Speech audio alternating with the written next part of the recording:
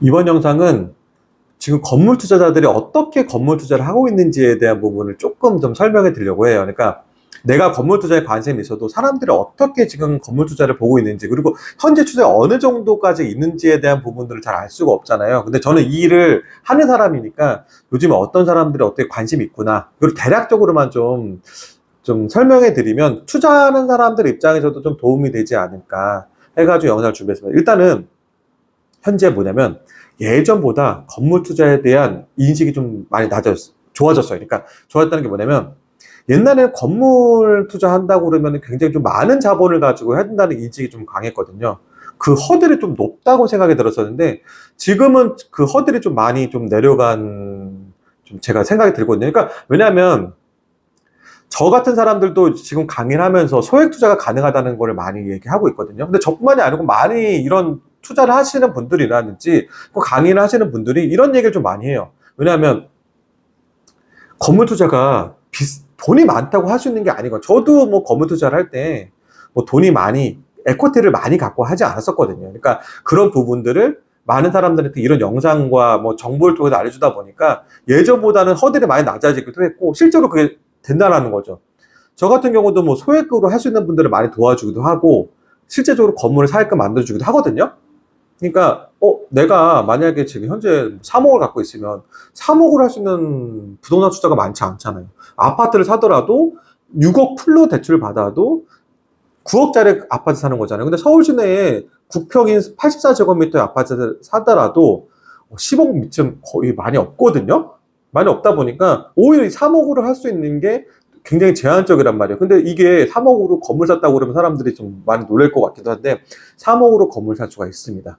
그러니까 요즘에는, 그래서 예전에는 100억대 건물도 굉장히 거래가 많이 됐었어요. 100억대 건물들. 그러니까 강남, 우리가 말하는 강남이라든지, 그리고 뭐 서초, 그리고 송파, 그리고 뭐 용산구, 뭐 이런데, 뭐 성동구, 뭐 이런 데가 대부분 건물들이 뭐 100억대가 넘어가는 건물들이 많거든요, 솔직히. 그러니까 이런 건물들의 거래가 되게 많았었는데 지금은 그런 고가의 건물들의 거래보다는 대부분 30억 안쪽에, 그리고 30억, 50억대 물론 거래도 있지만 30억 안쪽의 건물들에 대한 거래가 되게 활발해졌어요. 그건 뭐냐면 예전에는 그냥 뭐 건물 투자라는 이런 부분들이 그냥 막연하게 생각했었는데 지금 실제로 한다라는 거죠. 실제로 이루어지기도 하고. 그래서 대부분 사람들이 건물 투자를 되게 멀리서만 생각했었는데 이게 어떻게 되는지에 대한 부분들을 쏙쏙쏙쏙 들어가면 그 누구나 할 수가 있는 거거든요. 누구나. 이거를 실행으로 옮기냐, 옮기지 않냐의 차이에 따라서 건물 투자를 할 수 있냐, 없냐, 이게 갈리는 거예요, 이게. 그래서 실제적으로 많이 좀 건물 사기도 하고, 10억대 건물들, 그러니까 3억으로 10억대의 건물 살 수가 있거든요. 그게 사다 보니까, 내가 3억으로 건물 샀네? 이런 사례들이 계속 나오는 거예요, 이런 사례들이. 사례들이 나오다 보니까, 아파트는 이미 한 채 갖고 있어요.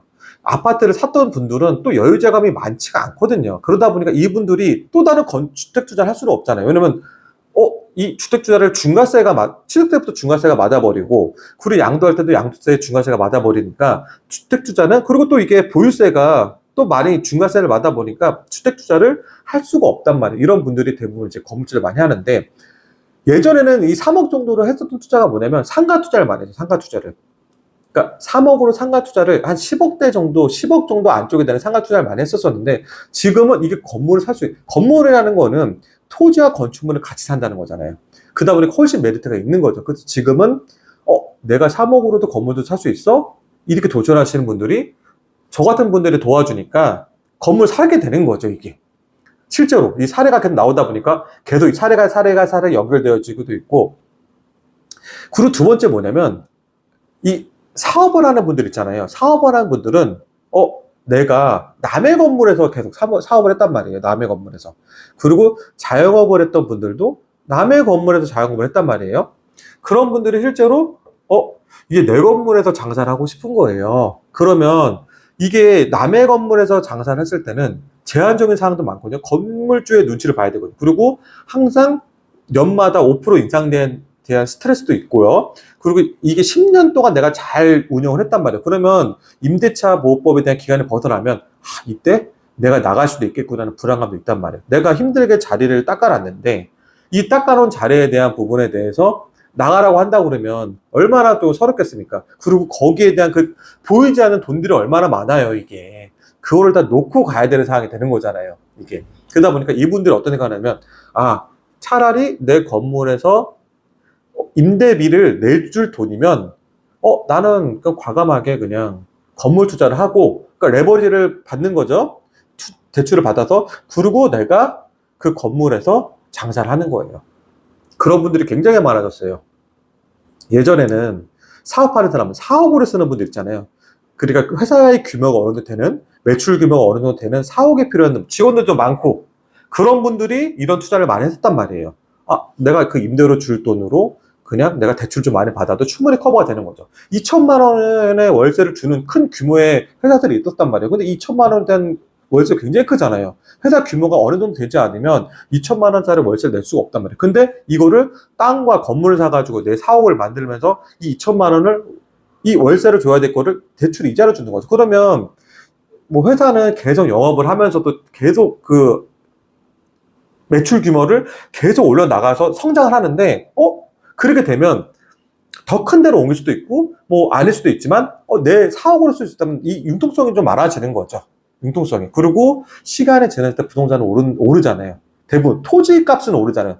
건축물 값은 떨어질 수는 있지만 이 토지 값은 오른단 말이에요. 그러다 보니까 나중에 됐을 때, 이게 남한테 주던 월세가 대출 이자를 갚으면서 내 건물의 가치가 올르다 보니까 예전에 뭐 10년 전에 100억에 샀던 건물이 그 10년 후에 200억이 된다거나 이렇게 가치가 뛰어오르니까 돈도 벌 수도 있고 이랬단 말이에요. 사옥을 했던 분들이. 근데 지금은 그 사옥에 국한되었던 그런 분들이 아니고 이제는 자영업했던 분들이잖아요. 장사가 기가 막히게 잘하는 분들이 있잖아요. 장사가 기가 막히게 잘했던 분들이 이걸 토대로 건물 사는 거죠. 건물 사가지고 내가 한 층을 다 줄 수도 있고 전층을 다 줄 수도 있고 그 상권이 좋은 곳들을 잘 찾는 거예요. 그러니까 장사하시는 분 너무 잘 알잖아요. 이게 여기서 내가 장사를 하면 되겠구나 안 되겠구나.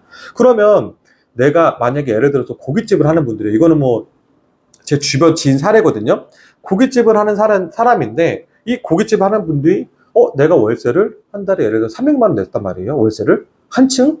1층만 쓰는데 근데 이 300만 원 이자 대출을 받을 수 있는 금액이면은 한 10억짜리 건물 살 수 있는 거예요. 예를 들면 본인이 딱 봤을 때 다른 사람이 봤을 때 건물 투자하시는 분들 대부분 좀 이쁘고 막 그런 건물을 선호하는데 이 장사하시는 분들은 그거 위주로 보는 게 아니고 내가 장사를 이거 잘할 수 있을까 없을까 그걸 먼저 보는 거예요. 그러면 내가 이제 월세를 300만 원 내던 거를 대출 이자로 3년 낼 수 있는 거를 선택을 해가지고 건물도 갖고 장사도 할 수 있는 거예요. 내 건물에 편하게.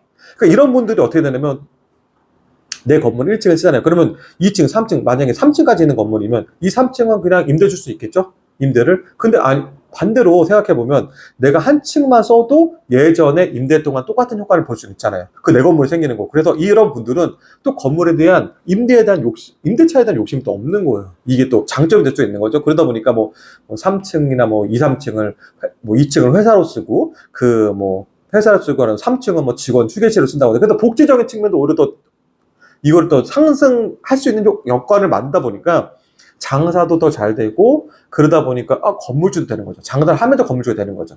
요즘 이런 분들도 굉장히 많았어요. 이런 분들. 그러니까 예전에는 건물 투자에 대한 부분들이 굉장히 조금 소극적이라는 뭐냐면 돈이 있는 사람만이 할 수 있는 그런 약간 그런적인 측면이 좀 많았었는데 지금은 돈이 없어도 적게라도 진입을 하는 거죠. 왜냐하면 건물 투자는 진짜 묘미가 뭐냐면 갈아타는 거예요. 갈아타서 덩치를 키우는 게 진짜 묘미거든요. 그러니까 이 처음 단계가 너무 작다고 생각하는 게 아니고 난 작게 시작하지만 나중에 크게 불러나갈 거야. 이런 분들이 과감하게 진입한다는 거죠, 이제.